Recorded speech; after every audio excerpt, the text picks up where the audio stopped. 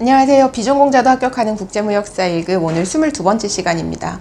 이번 시간에는 302페이지 부분 과세요건과 납세의무의 소멸에 대해서 우리가 살펴보도록 할 거고요. 자, 수입물품에는 관세를 부과한다 라고 우리 관세법에 규정이 되어 있어요. 그럼 외국에서 외국 물품이 들어오면 바로 세금을 부과하냐? 그건 아니고 과세 요건, 세금을 부과하기 위한 요건이라고 하는 것이 갖추어져야 세금을 부과를 할 수 있게 됩니다.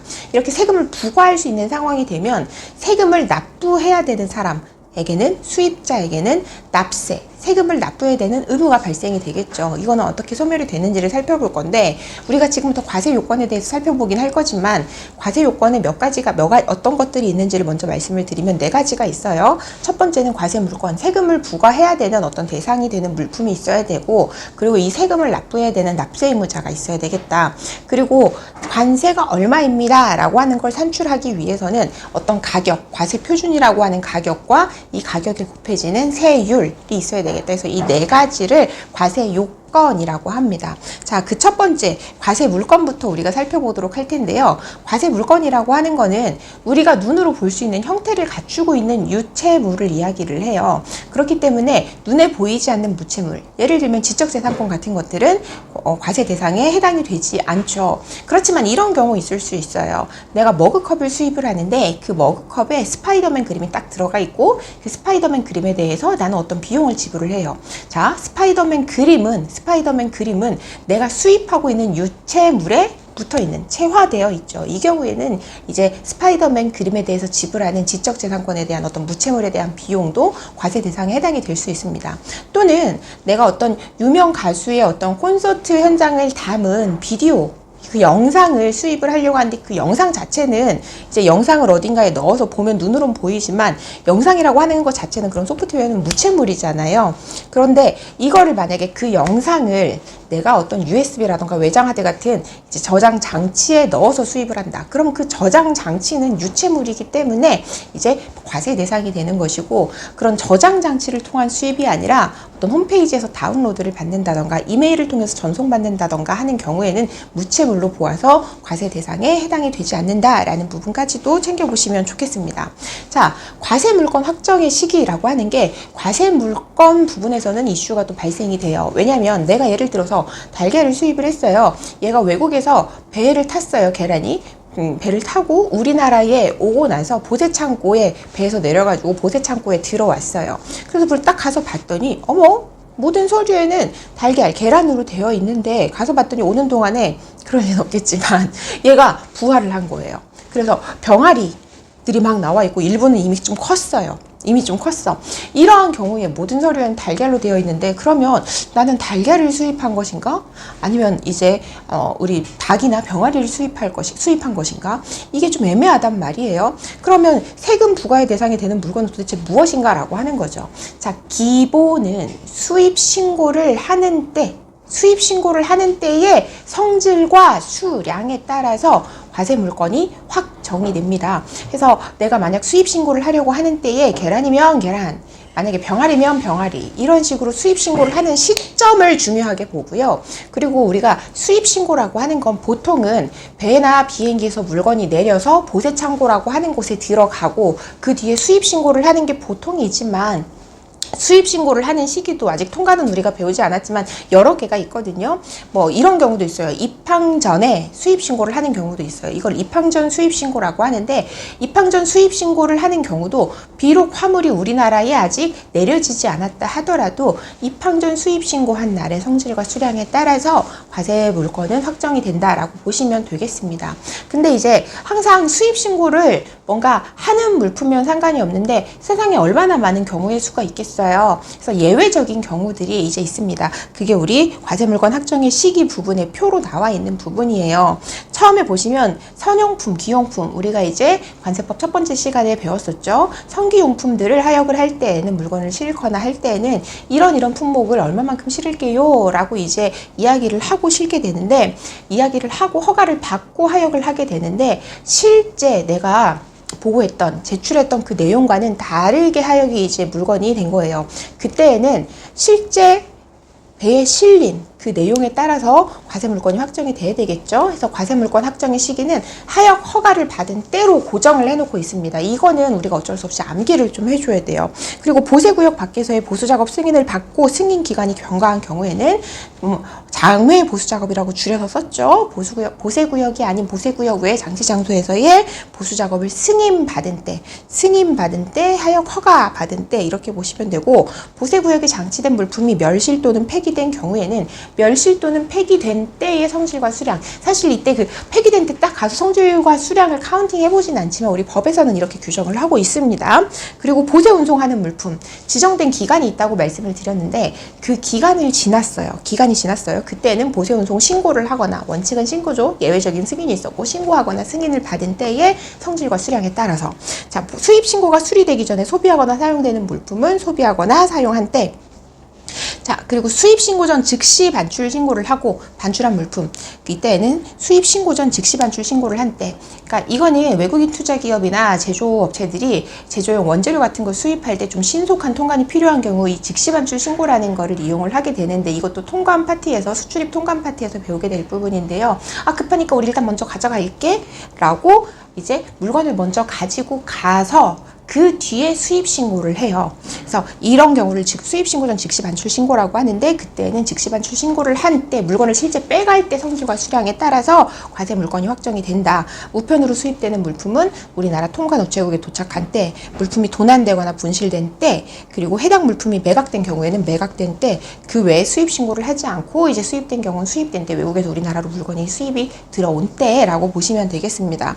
지금 과세 물건 확정 시기에서 구분 바로 옆에 납세 의무자가 있었고, 그리고 맨 오른쪽에 과세 물건 확정 시기가 이렇게 있죠. 지금 우리가 살펴본 부분은 과세 물건 확정 시기만 살펴본 거고요. 납세 의무자 같은 경우는 우리가 이제 다음 장에서 볼 거기 때문에, 이제 뒷페이지에서 볼 거기 때문에 그때 다시 앞으로 우리가 돌아와서 살펴보도록 하겠습니다. 이 표 같은 경우에는 보시면서 이 경우는 이 경우구나 여러 번 일단 익혀두시는 게 가장 중요하고요. 기본 강의, 그러니까 여러 번 보셔야겠죠. 기본 강의 끝나고 기출문제 풀어내실 때에는 어떤 식으로 물건 이제 문제가 나오는지, 뭐 당연히 뭐 올바르게 연결된 것은 이렇게 나오긴 합니다. 이제 보시면서 이제 한 번 더 계속해서 좀 살펴보는 게 가장 중요할 것 같아요. 이거는 그냥 무작정 외우면 좀 이제 헷갈리고, 한때 도난되거나 어떤 상황이 벌어진 때구나, 이걸 기본 베이스로 잡고 가시면 좋을 것 같아요. 자, 두 번째, 과세 표준과 과세 환율입니다. 과세 표준과 과세 환율을 곱해서 관세액이 계산이 되죠. 과세 표준이라고 하는 거는 수입 물품의 가격 또는 수량입니다. 때로는 수량으로 1kg당 세금은 뭐 200원입니다. 이렇게 하는 경우도 있거든요. 그리고 대부분의 경우에는 뭐 몇 %입니다 해서 가격에 붙이는, 가격에 세율을 붙이는 그런 경우가 사실 대부분이긴 해요. 그래서 가격에 따라서 세금이 결정되는 경우에는 종가세라고 하고요. 그리고 수량에 따라서 세금이 결정되는 경우에는 종량세라고 이야기를 이제 합니다. 자, 그리고 과세 환율은 제가 지난 강의에서도 말씀드렸는데, 관세 같은 경우에는 어떤 가격에 이 표준이라고 하죠. 가격에 세율을 곱해서 세액이 결정이 된다라고 했어요. 이건 이제 가격이죠. 가격 또는 수량이죠. 근데 이제 가격의 경우 우리가 무역 거래를 할 때에는 외화를 많이 쓰다 보니까 이 외화를 한국돈 KRW로 바꿔줄 필요가 있어요. 이때 이렇게 외화를 한화로 변형을 할 때에 환율이라고 하는 게 필요한데, 이때 적용하는 환율을 과세 환율이라고 합니다. 과세 환율은 고정되어 있는 건 아니고요. 매주 바뀌어요. 일주일에 한 번씩 매주 바뀌는데, 우리 교재 보시는 것처럼 지난주에 외국환 매도율을 이제 평균해서 환산한 금액 관세청장이 고시한다라고 이제 되어 있지만, 실제로는 관세평가분류원장에게 위임이 되어 있습니다. 그리고 이게 수입신고, 수입통관이라고 하는 거는 수입신고를 하고 나서 세관에서 수입신고에 대해서 심사를 하고, 그리고 수입신고가 수리가 돼요. 그러다 보니까 보니까 이게 그냥 하루에 전부 다 이루어지는 경우도 있지만 하루에 전부 이루어지지 않고 날이 넘어가는 경우도 있거든요. 그럼 환율이 만약에 내가 금요일 날 수입 신고를 했는데 수입 신고 수리는 다음 주 월요일에 되었어요. 주가 바뀌었으니까 과세 환율이 바뀌었을 거잖아요. 그럼 언제 이 환율을 적용할 것이냐 하는 이슈가 또 발생할 수 있는데 과세 환율 역시도 과세 물건처럼 수입 신고 시점에 환율을 적용한다라고 보시면 되겠습니다. 밑에 뭐 보세건설장에 반입된 물품물이 지난 보세구역 파티에서 잠깐 얘기를 했었는데 보세건설장에 반입된 물품 같은 경우에도 수입 신고한 날을 기준으로 결정을 한다라고 이제 다시 한번 이제 기재를 해드렸고요. 자, 적용 법령입니다. 이게 법이라고 하는 게 생물 같아요. 계속 바뀌어요. 예를 들면은 뭐 어느 날 갑자기 어떤 규제를 하는 법이 생기기도 하고 원래 있던 법이 좀 강화가 되거나 완화가 되기도 해요. 이렇게 적용 법령 같은 경우에도 계속 바뀌고 있다 보니까 뭐 맨날 바뀌진 않지만 매일 바뀌진 않지만 계속 변경이 되거나 개정 제정되는 경우들이 있는데 자, 이 적용 법령도 수입을 할 때에 수입 신고한 날을 기준으로 한다. 수입 신고 당시를 기준으로 한다. 다만 다음 언어에 해당하는 물품에 대해서는 좀 다르다라고 하면서 첫 번째가 과세 물건 확정 시기 예외의 경우 아까 우리가 앞에서 봤던 표죠. 이 경우에도 이 시기에 따라간다. 그 사실이 발생한 날에 따라간다라고 보시면 되겠고 보세건설장에 반입된 외국 물품은 자 과세 환율은 수입 신고를 한 날이지만 적용 법령 같은 경우에는 이제 수입 신고가 수리된 날, 사용 전 수입 신고가 수리된 날이다라고 이렇게 우리가 이제 지난번 보세구역 파트에서도 이 공부를 했었습니다. 자, 304페이지 납세 의무자 부분 넘어가 볼게요. 자, 수입 신고한 물품에 대해서 이제 납세 의무자는 어떻게 되느냐라고 했을 때 원칙적으로는 수입 신고를 할 때의 물건의 주인, 화주가 원칙적인 납세 의무자가 돼요. 그리고 이제 만약 수입 신고가 수리가 되고 또는 수입 신고 수리 전 반출 승인을 받아서 반출된 물품이 어떤 관세액이 부족하거나 아직 납부가 되지 않은 경우인데 그러니까 이때는 세관에서 수입 화주한테 세금을 이제 받아야겠죠, 향후. 그런데 이 사람한테 세금을 받아오려고 했더니 뭐 사는 곳이랄까 아니면 그 사람의 영업장이랄까 이런 게 불분명해요. 알 수가 없어요. 물론 신고할 때 그런 걸 넣긴 하지만 없는 거야, 그 사람이. 그리고 연락도 되지 않아. 이때에는 수입 신고인이 연대에서 같이 세금을 납부를 해야 됩니다. 연대 납세 의무자가 되는데 여기서 말하는 수입 신고인이라고 하는 거는 이제 수입 신고를 대신해서 대리해 주는 사람, 뭐 관세사 같은 그런 사람이 되겠습니다. 그래서 원칙은 수입 화주고 이 사람들의 주소 거소가 불분명할 경우 관세 납부해야 될 관세가 있는 경우에는 연대 납세 의무자가 되는 게 누구다? 수입 신고인이다. 이게 원칙이다라는 걸 이제 알아두시면 좋겠고요. 화주가 불분명한 경우도 있습니다. 그 경우에 만약에 수입 대행업체가 어떤 수입을 위탁을 받아서 이거 수입 좀 해주세요 라고 해서 위탁받은 물품인 경우에는 그걸 위탁한 사람이 물건의 주인이 되겠죠. 그래서 수입을 위탁한 자가 되겠고 만약에 위탁해서 수입하는 물건이 아닌 경우에는 여러 가지 서류가 있어요. 상업 서류가 물건을 수입하는 데 있어서 우리 뭐 온라인으로 물건 살 때에도 마이 페이지에 들어가 보면 내 마이 페이지로 들어갔으니까 내 정보가 있고 판매자 정보가 있고 물품에 대한 정보가 있고 그런 것들을 적어 놓은 서류가 있거든요. 그거를 이제 커머셜 인보이스라고 하는데 그런 상업 서류에 적힌 수화인 컨사인이 물건을 받는 사람이 이제 화주 납세 의무자가 되겠다라고 보시면 되겠습니다. 그리고 외국에서 우리나라에 물품이 들어왔어요. 외국 물품인 상태예요. 아직 수입 신고하지 않았어요. 그 상태에서 물건을 다른 사람한테 양도 넘길 수가 있거든요. 이 수입 신고 전에 물품을 양도를 한 경우에는 그 물품을 넘겨받은 사람, 양수인이 납세 의무자가 되겠다라고 이렇게 보시면 되겠습니다. 기본적으로 이렇게 납세 의무자는 있지만 이 사람들이 세금을 다 납부하지 못하거나 하는 경우도 있어요.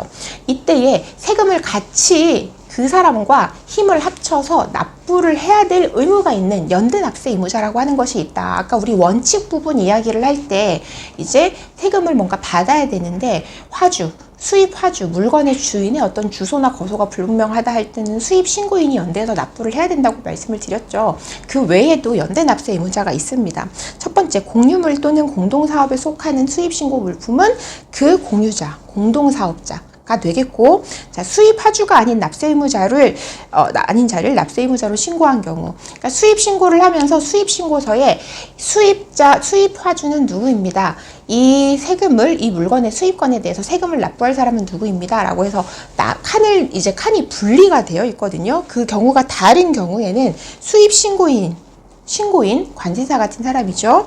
또는 납세 의무자, 세금을 납부해야 되는 사람이 어떤 경제적 이득을 취하기 위해서 우리 뉴스에서 많이 보잖아요. 관세 포탈을 했다거나 가격을 조작했다거나 이런 식으로 어떤 범죄 또는 미수범으로 유죄, 확정 판결을 받고 범죄 이득이 있는 경우, 그러니까 그런 범죄로 인해서 이 사람들한테 경제적 이익이 발생되는 경우에는 수입신고인이라 그리고 납세 의무자, 수입신고 당시의 화주, 이 사람들이 같이 힘을 모아서, 그러니까 힘을 모아서라고 하면 참 웃기긴 한데 연대해서 세금을 납부해야 될 의무가 있다라고 이렇게 보시면 되겠습니다.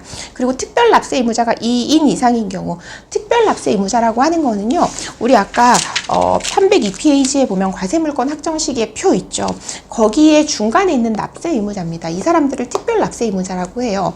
원칙적인 납세 의무자는 아까 우리가 앞에서 이제 화주고, 뭐 위탁 수입 물품의 경우에는 위탁한 자, 그렇지 않은 경우에는 상업서류 찍힌 수화인, 뭐 수입 신고 전에 물품을 양도한 경우에는 양수인, 이런 원칙이 있었고, 그 외에 이제 좀 뭔가 특별한 경우, 그 경우에는 이렇게 납세 의무자가 따로 정해져 있다라고 해서 이들을 특별 납세 의무자라고 하는데요. 이렇게 특별 납세 의무자가 있는 경우에는, 둘 이상이 있는 경우에는 그 둘 이상의 납세 의무자가 연대해서 관세를 납부해야 될 의무가 있다. 그래서 지금 302페이지로 온 김에 납세 의무자를 볼게요. 자, 하역 허가를 받은 때 맨 위에 이 하역 허가를 누군가 받은 사람이 있겠죠. 그 하역 허가를 받은 자가 특별 납세 의무자가 되는 거고요. 보수 작업, 장외 보수 작업도 승인을 받을 때 세관이 가만히 있다가 너 진짜 내가 보수 작업 승인해 줄게 이러진 않을 거잖아요. 그래서 보수 작업 승인을 받은 자, 해당 물품이 어떤 멸실이 되거나 폐기가 되었다면 얘네들이 자기 혼자 발 달려서 어디 다니진 않을 거잖아요. 그 물건들을 어딘가에 보관하거나 했을 텐데, 그 물건을 보관하고 있던 장소의 운영인 이라던가 관리인, 보관인, 이런 사람이 되겠습니다. 그리고 보세 운송을 신고를 하거나 승인을 하고 정해진 기간 내에 보세 운송이 완료가 되어야 되는데 그 기간이 경과가 되었어요. 이 경우에는 보세 운송 신고를 한 자 또는 승인을 받은 자가 특별 납세 의무자가 되겠다. 그리고 수입 신고가 수리되기 전에 사용 소비를 해버렸어요. 원래는 수입 신고 수리가 돼서 물품의 국적이 외국에서 내국으로 바뀐 다음에 사용 소비를 해야 되는데 그 전에 사용 소비를 해버린 경우에는 사용 소비를 한 때의 성질과 수량에 따라서 사용 소비를 한 자에게 세금을 이제 징수하겠다라고 하는 겁니다. 자, 그리고 303페이지 수입 신고 전 즉시 반출 신고를 하고 반출한 물품은 물건을 빼갈 때 성질과 수량에 따라서 즉시 반출한 자로부터, 지금 죄송합니다. 책에 즉시 반출 신고를 한 자라고 되어 있는데 즉시 반출한 자로 수정을 해주시면 좋을 것 같아요. 즉시 반출한 자, 물건 빼간 사람으로부터 이제 세금을 사람에게 부과를 한다. 우편으로 수입되는 물품은 우편물을 받은 사람, 뭐 도난되거나 분실된 경우에도 우리 멸실 폐기처럼 자기 혼자 막 돌아다니다가 도난 분실 되지는 않을 거잖아요. 이게 어떤 보세 구역에 장치가 되어 있는 와중에 도난 분실이 될 수도 있고 보세 운송 과정에서 뭐 이제 분실이 될 수도 있고 그렇죠. 그래서 보세 구역 장치된 물품은 보세 구역 운영인이나 이제 보관인, 그리고 이제 뭐 화물 관리인, 이런 사람이 되겠고요. 보세 운송 중에 물건이 이제 도난되거나 분실된 경우에는 보세 운송을 신고하거나 승인받은 자가 되겠고, 그 밖에 여러 가지 물품은 그 물품이 있던 장소에 어떤 보관을 해주는 보관인이나 화물 이제 취급인, 이런 사람들이 관세의 납세 의무자가 되겠습니다. 매각된 물품, 그리고 수입 신고를 하고 수입 신고를 하지 않고 수입된 물품은 소유를 하고 있거나 그 물품을 점유하고 있는 사람이 특별 납세 의무자가 되겠다.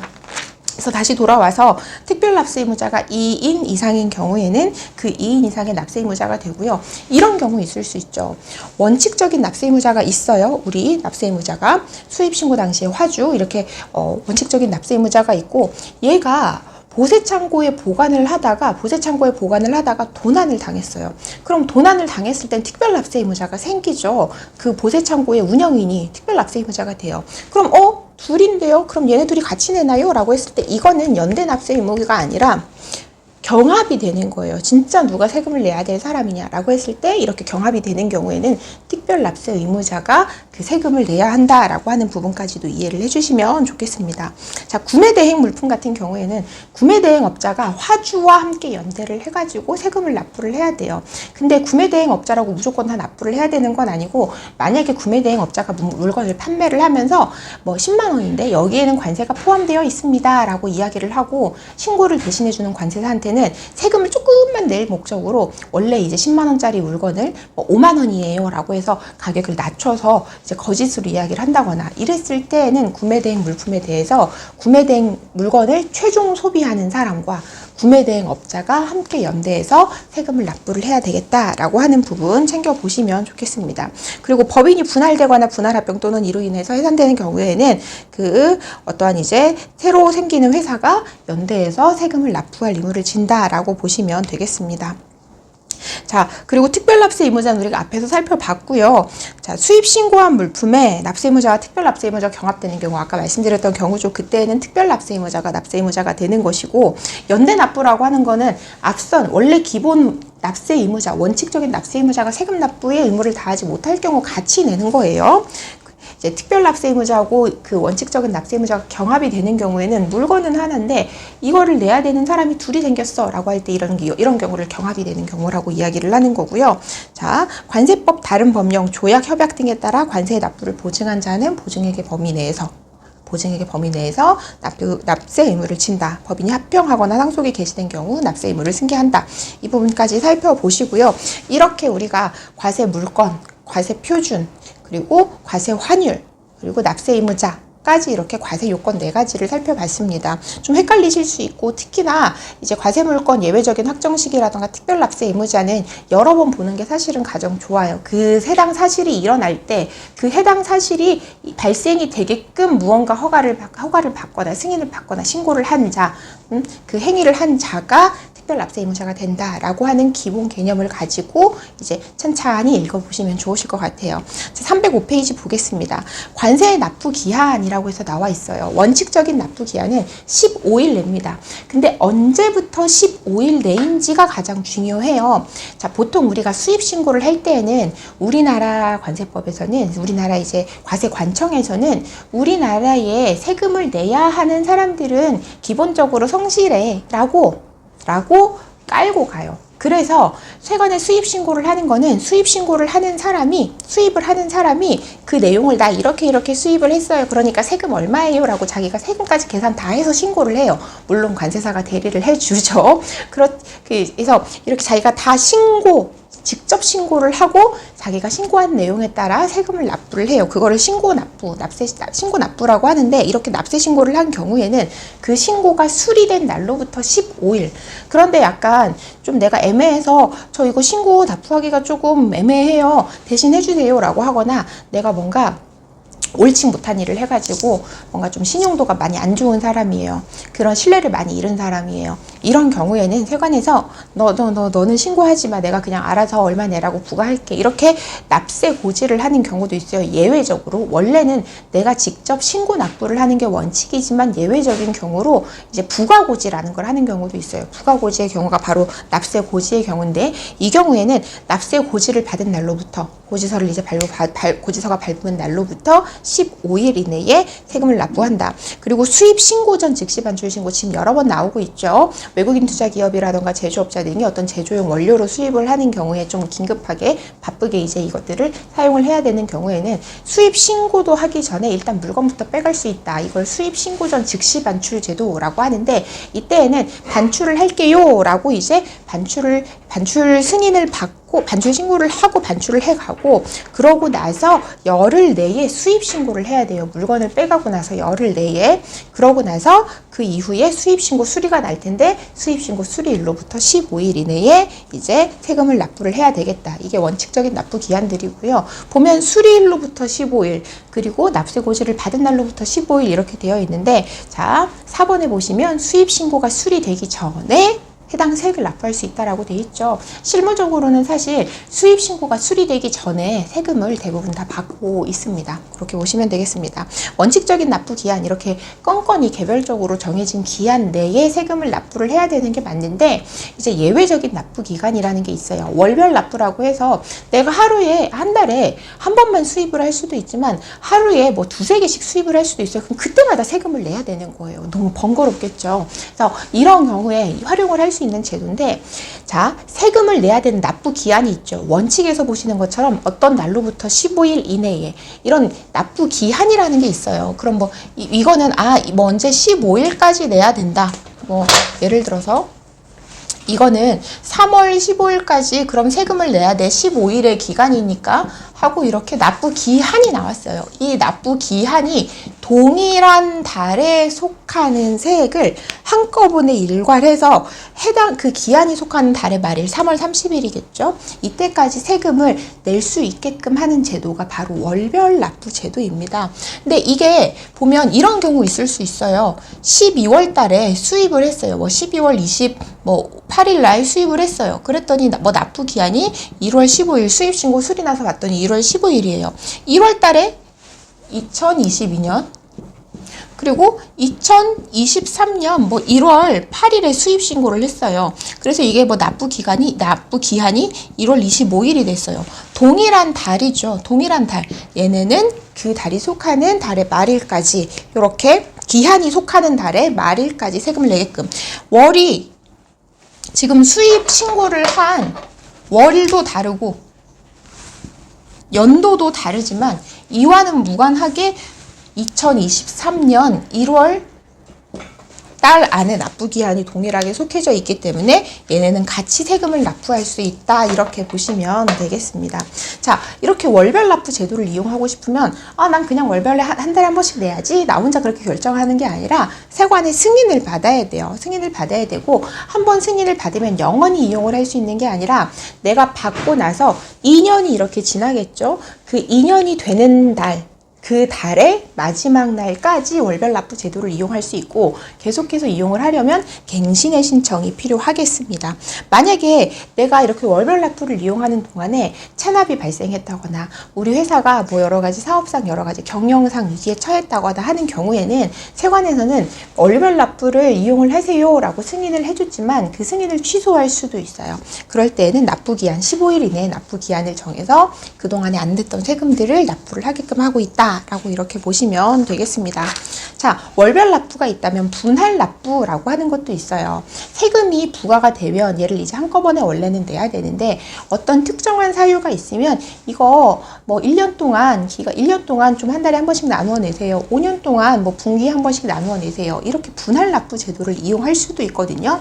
이거는 이제 내가 뭐 신청을 해서 승인을 받고 막 이렇게 하는 거는 월별 납부와 동일하지만 분할 납부를 적용할 수 있는 사유가 있습니다. 첫 번째가 천재지변으로 인해서 많은 어려움이 있는 경우, 그리고 두 번째가 여러 가지 시설 기계라던가 정부에서 수입하는 물품이라던가 비영리 법인의 어떤 공익사업을 위한 물품이라던가 그 외에 정해진 몇 가지 물품들이 있는데 이런 물품들은 이제 세금을 분할해서 납부를 할 수 있어요. 기한은 천재지변은 1년 이내 범위, 그 외에는 5년 이내 범위라고 이제 생각을 하시면 되겠습니다.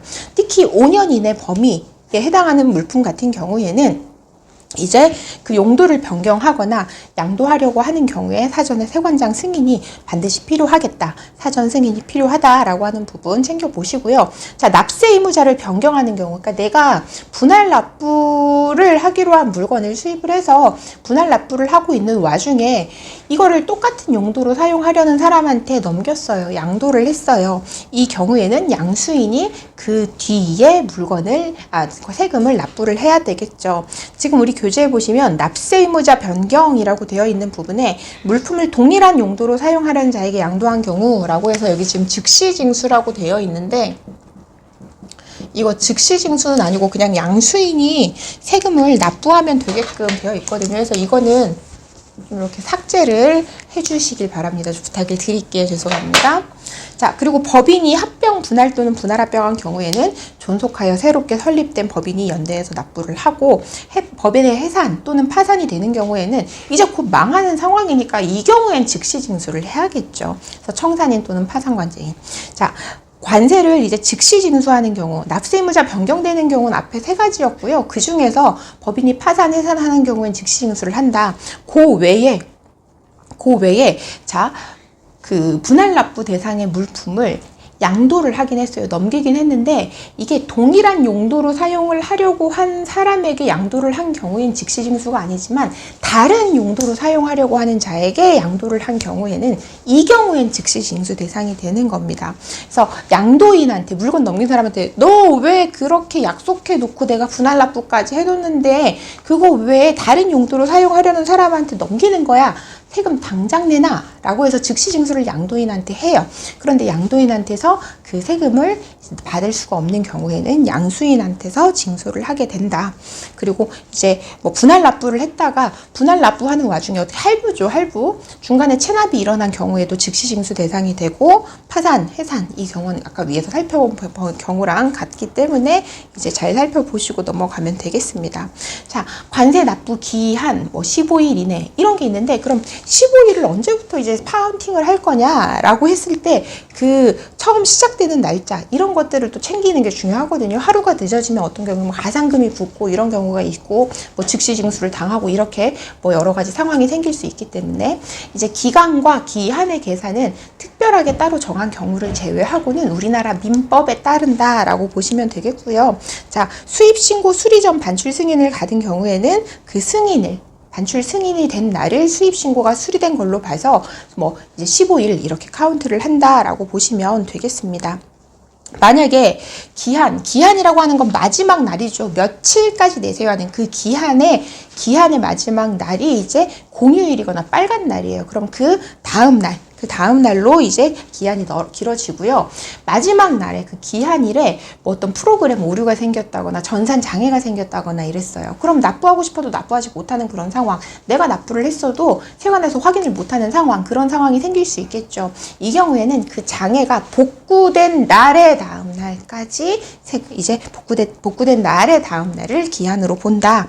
자, 그렇게 보시면 되겠습니다. 그리고 뭐 천재지변 등으로 뭐 신고 신청 청구 여러 가지 서류 제출을 할 수 없다. 천재지변 등으로 이런 경우에는 1년일 넘지 않는 범위 내에서 기간을 정해서 연장을 할 수 있다. 이 부분까지도 기한까지 챙겨보시면 좋겠고요. 자, 과세 요건 4가지. 과세 물권, 과세 표준, 과세 환율, 납세 의무자 이렇게 성립이 되어서 과세 요건이 성립이 되어서 관세 부과를 했어요. 그럼 물건을 수입한 자에게는 세금을 납부해야 되는 어떤 납세 의무가 발생이 되죠. 이 납세 의무는 영원히 가져가는 게 아니라 소멸이 되겠죠, 당연히. 가장 아름답게 소멸되는 경우는 세금을 정직하게 잘 납부한 경우. 이런 경우 관세를 납부하거나 관세에 통장한 때, 그리고 부과가 취소가 되기도 합니다. 관세 부과가 취소된 때, 그리고 관세를 부과할 수 있는 기간이라고 하는 게 있어요. 관세 부과 제척 기간이라고 하는 건데 바로 살펴보긴 할 건데, 자, 내가 물건을 수입했는데 이거 한 번 수입한 걸 가지고 나라에서 영원히 내가 죽을 때까지 관세를 부과할 수 있는 건 아니에요. 언제까지 국가에서 부과를 하지 않으면 그 이후부터는 부과를 할 수 없다. 우리 왜 뭐 범죄자들도 그게 있잖아요. 기간. 이 사람이 처벌받을 수 있는 기간, 갑자기 용어가 생각이 안 나네요. 그 기간이 있는 것처럼 이제 우리 관세 같은 경우에도 부과할 수 있는 기간, 관세 부과 제척 기간이라고 하는 게 있는데 그 기간 내에 이제 관세를 부과하지 않고 그 기간이 만료가 되면 관세는 부과할 수 없다. 납세 의무는 소멸이 된다. 납부 의무는 소멸이 된다. 그렇게 보시면 되겠고요. 관세를 부과를 했다라고 하더라도 이것도 어떻게 부과된 관세를 영원히 따라다니면서 국가에서 나한테 받아갈 수는 없는 거예요. 관세를 징수할 수 있는 또 기간이 있습니다. 그걸 이제 소멸시효라고 하는데 그 소멸시효가 완성된 때에도 납부 이제 의무가 소멸이 될 수 있겠다라고 보시면 되겠습니다. 자, 아까 우리 관세를 부과할 수 있는 기간, 관세부과 제척기간에 대해서 잠깐 얘기를 했어요. 그 관세부과 제척기간이라고 하는 기간 내에 나라에서 나한테 세금 부과를 하지 않으면 나는 납부 의무가 없어진다라고 했죠. 그 관세부과 제척기간은 5년, 10년이라고 보시면 됩니다. 기본 베이스 5년. 근데 내가 어떤 부정한 행위를 저질러가지고 뭔가 세금을 좀 덜 내려고 했다거나 이런 경우에는 내 나쁜 짓을 하면 10년으로 늘어나요. 해서 보시면 관세는 해당 관세를 부과할 수 있는 날부터 부과할 수 있는 날은 과세 요건이 성립이 된 날이겠죠. 관세를 부과할 수 있는 날부터 5년이 지나면 부과할 수 없다. 다만 부정한 방법으로 관세를 포탈해야 하거나 환급 감면을 받은 경우에는 10년. 나 이렇게 보시면 되겠고, 기본이 5년, 10년이고요. 예외적인 경우가 있어요. 그러니까 5년, 10년이 이미 지났지만 아래 표와 같은 상황이 있는 경우에는 그 날로부터 1년 이내, 2년, 2개월 이내 추가적으로 더 부과할 수 있다라고 하는 거거든요. 내가 어떤 결정을 세관에서 해줬는데 그게 나한테 부당해. 그래서 그걸 갖고 막 싸웠어요. 행정심판, 이의제기, 소송을 막 했어요. 또는 부당한 결정을 했을 수도 있지만 내가 어떤 결정을 처분을 받아야 되는데 그 나라에서 그런 거를 하지 않고 그냥 가만히 있었어. 그래서 내가 굉장히 막 지금 심기가 불편해. 이런 경우에도 이의신청이라던가 심사청구, 심판청구, 행정소송 이런 걸 할 수 있단 말이에요.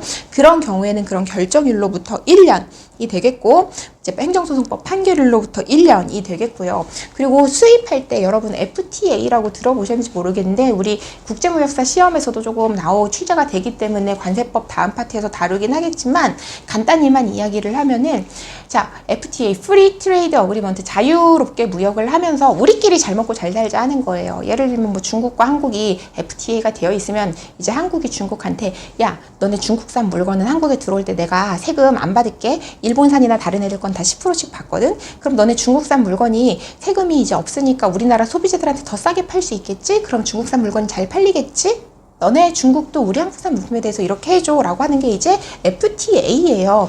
근데 그 FTA를 하려고 하면 중국에서 수입되는 물건은 무조건 다 해주는 게 아니라 중국에서 오고 이게 진짜 중국산 물건이 맞아요 라고 하는 증명 서류를 갖고 와야 돼요. 그걸 원산지 증명서라고 하는데 이게 바르게 발급된 게 맞나? 라고 합리적 의심이 되는 경우 있거든요. 그럴 경우에는 한국 세관이 중국 세관에다가 이거 좀 조사 좀 해줘 봐봐. 이거 조사 좀 해봐야 될 것 같아 라고 하는 경우 있어요. 이때 우리나라 한국 세관에서는 한국 수입자한테 이거 FTA 적용해서 0% 세율 못 해주겠어. 일단 세금 내. 라고 이렇게 하고 세금을 받고 통관을 했다가 수입을 시켜줬다가 나중에 뒤늦게 중국 세관에서, 이제 중국은 해관이라고 하는데 중국 해관에서 한국에다가 야, 이거 우리가 조사해보니까 중국산 맞아. 이거 봐봐 하면서 어떤 이제 레터를 보내왔어요. 그 경우에는 이제 세금을 다시 이제 좀 새롭게 부과할 수 있겠죠. 그런 회신일로부터 1년 이내. 이 경우에는 오히려 수입화주가 돌려받아야 되는 경우가 생길 수 있겠죠. 자, 그리고 경정 청구. 그러니까 이제 아까 FTA 같은 경우에는 이제 세금을 일단 내고 통관을 할 수도 있겠지만 세금을 안 내고, 그러니까 FTA를 적용한 상태로 관세를 0원을 내고 통관을 했다가 중국 해관에서 온 회신을 봤더니 이거 중국산이 아닌 걸로 판정됐어. 이거 증명서 이거 허위로 날조된 거야. 이런 경우에는 우리나라 수입자한테 비록 5년, 10년이 지났다 할지라도 이제 중국에서 이렇게 중국 해관에서 결정이 왔으니까 너 세금 다시 내야 쓰겠다? 라고 이렇게 할 수가 있다라는 겁니다. 경정 청구가 있는 경우, 경정 청구는 돈 돌려주세요 라고 하는 거예요. 그 청구일로부터 2개월. 조정 신청에 대한 결정 통지가 있는 경우 결정 통지일로부터 2개월. 그러니까 전부 1년이고 경정 청구 조정 신청만 2개월이에요. 조정 신청은 이거예요. 우리가 이제 세금이라고 하면은 수입 물품에 대한 세금이라고 하면 수입할 때는 관세청, 그리고 수입이 된 다음에 내국 물품으로 바뀐 다음에는 국세청에서 어떤 세금들을 걷어가는데, 자, 우리 관세 같은 경우에는 가격에 이제 관세율이 곱해져가지고 가격이 낮으면 낮을수록 이제 세금을 덜 내게 되죠. 근데 국세청에서는 가격을 높이려고 해요. 그러니까 국세청에 신고를 할 때는 가격을 높이고 싶어 해요. 왜냐면 부가가치세라고 하는 거는 매출세액에서 매입세액을 뺀 거를 부가가치세로 예를 들면 납부를 하게 되는데, 자, 내가 1,000원에 팔 물건이 있어요. 이게 수입 물품이에요. 이거를 내가 예를 들어서 800원에 사오면 이 차에 부가세는 10%니까 100원 빼기 80원 해서 20원만 세금을 납부하면 되기 때문에 이거를 수입 물품의 이 가격을 어떻게든 높이고 싶단 말이에요. 이런 불일치가 있다 보니까 국세청에서 물품의 가격에 대해서 심사를 할 때의 시각과 관세청에서 가격에 대한 심사를 할 때의 시각이 완전 반대예요. 그러다 보니까 이거를 조정하는 과정에서 뭔가 수입자에게 좀 불리한 판결이 나올 수도 있거든요. 관세청에서는 이 가격에 신고를 했는데 세관에는 국세청에서 통과된 다음에는 막 이 가격이 이런 가격이라고 한다. 그러면 나는 이 가격은 낮아져서 부가가치세 많이 내고 관세청에서는 세금 이만큼 낸대. 이거를 막 조정해야 되는 그런 경우도 있을 수 있거든요. 이런 과정에서 생기는 게 바로 조정 신청입니다. 그래서 어떤 조정 신청이나 경정 청구 같은 경우에는 2개월, 그 외에는 어떤 판결이나 회신이 온 날로부터 1년이다 라고 이렇게 보시면 되겠습니다. 자, 우리 관세부가 제척기간 5년, 10년인데 이거는 기본 베이스 5년이고 부정한 행위를 한 경우에는 10년이라고 말씀을 드렸어요. 그리고 이제 소멸시효라고 하는 게 바로 308페이지에 나오는데요. 소멸시효도 5년, 10년이거든요. 근데 얘는 부정한 행위 이걸로 가르는 게 아니라 금액으로 나눠요. 그래서 5억 원을 기준으로 하는데 그 5억 원이 관세뿐만 아니라 내국세까지도 다 포함한 가격입니다. 그래서 5억 원 이상인 관세에만 10만 원, 10만 원이 아니라 10년, 5억 원 미만인 관세에는 5년, 소멸시효가 이렇게 5년, 10년으로 나눈다. 5억 원을 기준으로 소멸시효 같은 경우는 그렇다라고 보시면 되겠고요. 나라에서도 나한테 이제 세금을 징수할 수 있는 권리인 소멸시효 같은 경우 5년, 10년 나뉘는 것처럼 내가 반대로 나라에 이거 환급을 받을 뭔가 세금을 환급받을 권리가 있을 수 있죠. 그 환급을 받을 수 있는 권리도 소멸시효와 동일하게 5년이다 라고 보시면 되겠습니다. 이런 소멸시효는 중단 또는 정지가 되기도 해요. 이게 예를 들면은 우리 이런 거 받아보신 적은 아직 없으실 것 같은데 내가 나라에 어떤 뭐 세금을 내야 돼요. 세금을 내야 되는데 깜빡하고 못 냈어요. 그럼 납부 독촉, 뭐 납부 최고 막 이런 게 날아옵니다. 어떤 이제 비용이든지 간에 그런 납부 독촉 한 번 더 세금 내라고 막 독촉이나 통지가 오면 소멸시효가 다시 새롭게 시작이 되는데 이거를 중단이라고 합니다. 그래서 소멸시효의 중단 부분 보시면 납세고지, 경정처분, 독촉, 납부최고, 통고처분, 고발, 공소제기, 교부청구, 압류 이러한 것들이 세금을 달라고 막 뭔가 액션을 계속 취하는 거예요. 이런 세금을 달라고 하는 액션이 취해진 경우에는 기존에 이미 지나왔던 소멸시효는 무효가 되고 다시 처음부터 오늘 하루, 오늘부터 1일 이게 되는 거예요. 이게 바로 중단이다. 중단. 그리고 정지는 일시 정지. 우리 뭐 영상 보다가 일시 정지 누르면 내가 본 데까지는 이제 그대로 있고 그 다음부터 시작이 되죠. 우리 소멸시효의 정지도 만약에 소멸시효가 5년인데 3년 정도 지나서 정지가 됐다. 그럼 나머지 2년부터 여기서부터 카운팅이 되는 거예요. 이게 중단과 정지의 차이인데요. 정지 같은 경우에는 나라에서 나한테 어떤 특혜를 주는 거예요. 너 너무 요즘에 힘들구나. 분할 납부해. 너 너무 힘들구나. 좀 이거 한 1년 쉬었다가 내. 이런 식으로 관세 분할 납부 기간, 징수 유예 기간, 체납처분 유예 기간, 사회행위 취소 소송 기간 이런 기간에는 이제 정지가 되고 새롭게 시작이 되는 게 아니라 정지 사유가 해소가 되면 이어서 진행이 된다. 이 중에 이제 사회행위라고 하는 건 뭐냐면 내가 돈을 받아야 될 사람, 채권자예요. 채권자고 채무자, 나한테 돈을 줘야 되는 사람이 있죠. 이 사람이 나한테 돈 안 주려고 자기 재산을 막 은닉했어요. 숨기거나 아니면 뭐 사돈의 8촌한테 약간 이제 증여를 한 거예요. 그런 식으로 자기 전체 재산을 좀 감소시킨 거죠. 뭘 하기 위해서 돈을 안 갚으려고 일부러 이런 거를 사회행위라고 하고 이런 거에 대한 취소 소송을 하는 게 바로 사회행위 취소 소송이다 라고 보시면 되겠습니다. 그래서 이렇게 지금 이번 시간에는 우리 과세 요건에 대한 부분, 그리고 납세 의무가 어떻게 소멸하는지 4가지가 있었죠. 그리고 관세부가 제척기간과 관세 징수권의 소멸시효 이렇게 살펴봤고요. 309페이지에 출제 유형 파악하기 한번 보도록 하겠습니다. 자, 1번 문제 볼게요. 과세물권 확정 시기로 옳은 것은 이라고 되어 있고 지문이 엄청 길게 돼 있어요. 근데 이렇게 지문으로 만약에 어떤 예시로 나와 있는 경우에는 과세물권 확정 시기에 일단 기본 베이스를 찾으시면 됩니다. 기본. 과세물권 확정 시기는 기본이 언제였나? 수입신고한 때예요. 수입신고한 때.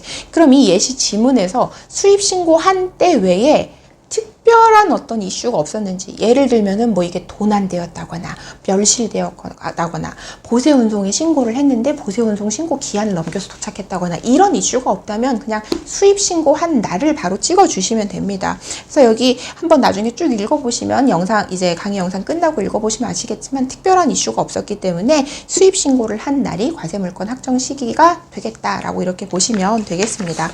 그래서 이렇게 오늘 배웠던 부분들 좀 암기가 필요한 부분도 있을 수 있는데요.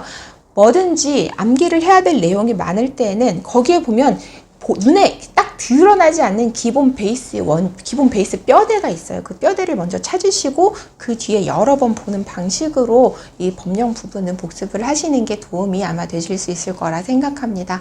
이번 시간도 수고 많으셨습니다. 감사합니다.